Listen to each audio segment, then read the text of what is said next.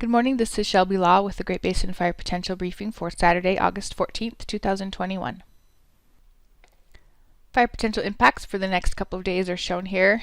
We are seeing smoke making a return to the Great Basin over the next few days, still in place over western Idaho and northwest Nevada today.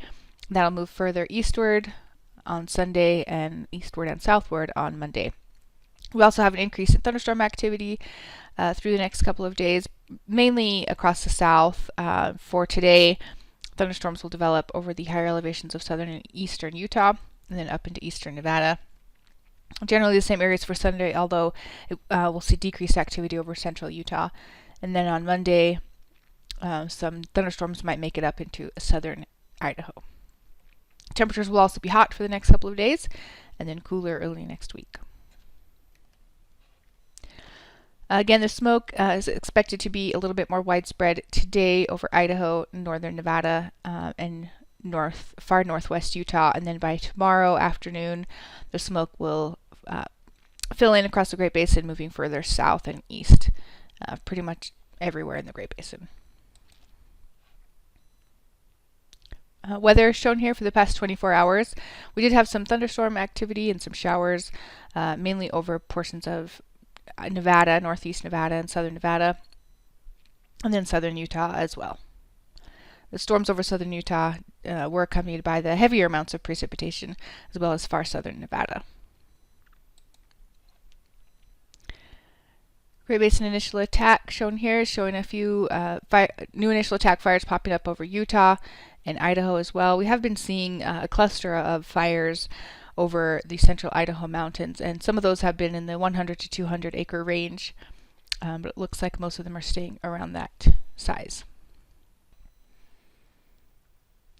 The past 7 days of precipitation is shown here with a pretty dry period over the past week in the Great Basin. We are seeing some precipitation move back into the far southern tip of the area.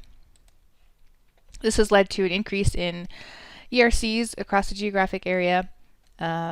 Only the stations that are staying below the 50th percentile are limited to the far southern tip here of the Great Basin, with higher values further north. And the highest values are over the central Idaho mountains and far western Nevada. We will see these values continue to be high for the next couple of days before we see some cooler conditions move in earlier next week. Again, taking a closer look at the ERCs over the west central Idaho mountains here, the values are right at normal for the time of year and have been on an increasing trend for the past week or so. And then further south and west over the Sierra Front, the northern Sierra Front here, those values are well above normal for the time of year and pretty close to the historical maximums.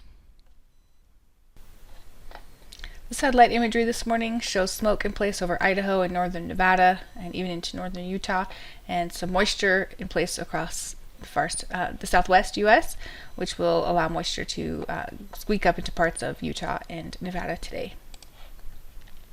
Again, the high pressure is in place over the Great Basin for very hot temperatures region-wide, with highs near 100 degrees in the northern valleys. No high risk issued for today. Precipitation for this afternoon will be focused mainly over the higher elevations of central and eastern Utah, with some isolated storms over eastern Nevada as well. Wind gusts on the right here show some slightly elevated winds over the Snake River Plain, and then just thunderstorm outflows elsewhere. On Sunday, the high pressure ridge shifts slightly to the west, keeping temperatures very hot area-wide and keeping the moisture limited as well. No high risk issued once again for Sunday. On Sunday, thunderstorm activity decreases a bit over Utah, with just lingering isolated thunderstorms over far eastern Utah and possibly over the southern mountains, and then just some isolated storms there in southern Nevada as well. Wind gusts pick up just a little bit over northern and central Utah on that back edge of the ridge.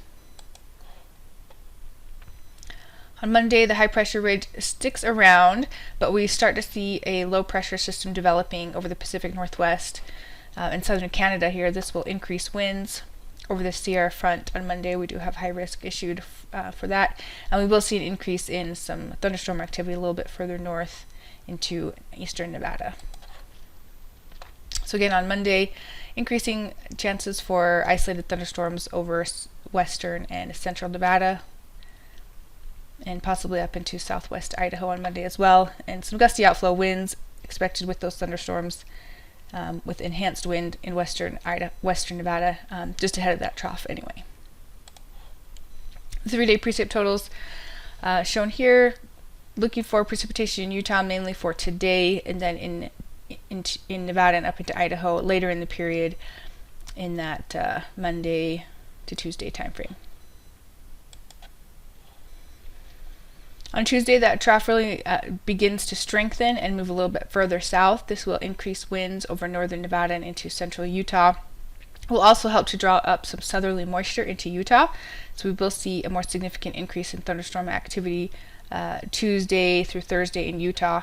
But as this trough moves through midweek, temperatures will also cool significantly. So Tuesday is kind of that transition where we'll see pre-cold front conditions with gusty winds and warm temperatures continuing in Nevada, but that increase in thunderstorm activity in Utah. On Wednesday, the trough swings through central Idaho for increasing showers and thunderstorms over the central Idaho mountains, and these will be on the cool side, so definitely decreasing our fire potential up there.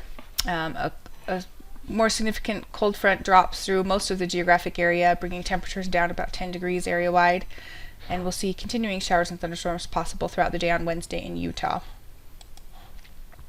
By Thursday, that trough quickly moves off to the east for drying conditions across much of the geographic area, maybe some lingering thunderstorms throughout the day, showers and thunderstorms throughout the day in Idaho on Thursday, but drying across Nevada and Utah. Those temperatures will still be on the cooler side on Thursday behind that cold front.